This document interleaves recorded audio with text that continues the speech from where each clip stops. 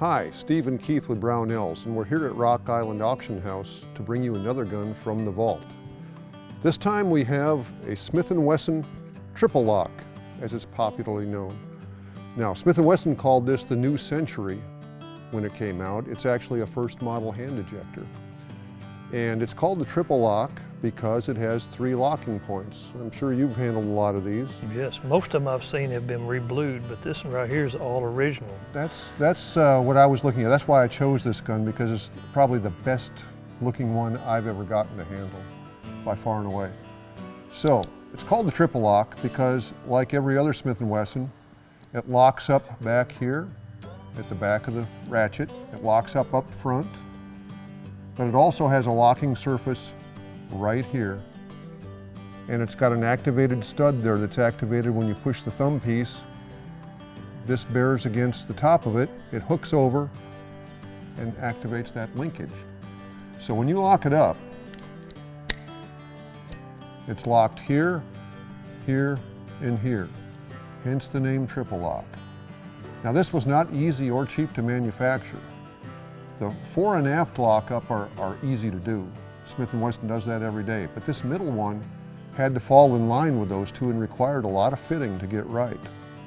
And ultimately that's why this gun was discontinued at some point, because it was a little more costly to manufacture than it needed to be.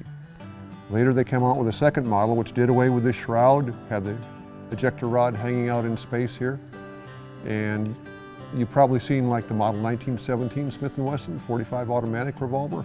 That's a good example of that kind of gun. So take a look at that. Yes. Now what was the principle behind the Triple Lock? What was their thinking? This was the new large 44 frame, the end frame, which is still with us today. And they wanted that sucker to stay locked up no matter what. They thought they were unleashing forces that, that revolver may or may not be able to take. Well, it turns out a Smith & Wesson can take it in stride without the third lock. Now, being in 44, this is 44 Special, correct? Yes, it is. Yeah. Yes, it is. 44 Magnum didn't come out till later on down the line. Much later. You sure wouldn't want to ream one of these out to 44 Magnum. These are not heat-treated cylinders. Even a warm 44 Special load could possibly damage it. You just want to buy regular cowboy loads or off-the-shelf stuff if you shoot it in a Triple Lock. They are not hard at all. Now, I think Elmer Keith had a lot to do with the Triple Lock on these. He blew a few up, I think, when he was trying to hot load 44 Specials. These are pretty amazing guns right here. They're beautiful. It's got the old grips, the old hand ejector grips with the recessed brass medallions. I've always thought those were, among the most beautiful. And those grips are in pretty fair shape. They've been handled a lot, they're smooth, but they're all there, they're not damaged.